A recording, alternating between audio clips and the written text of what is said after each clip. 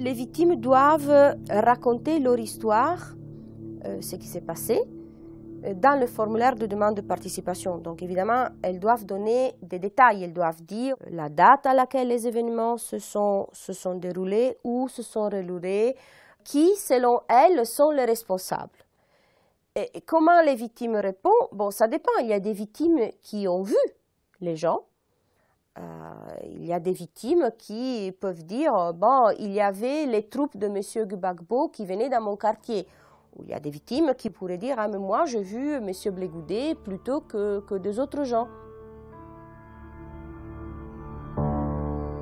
Pourquoi on représente ces individus? Parce que le bureau du procureur a levé certaines charges contre M. Gbagbo.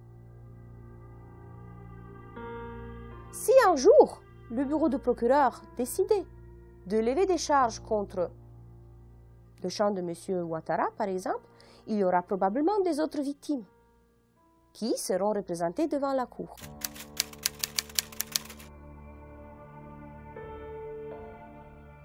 Il y a probablement toujours une composante politique dans tout, dans la vie. Il y a à l'origine de la procédure, je dirais, une composante politique, parce que c'est la composante politique qui a déclenché la crise post-électorale.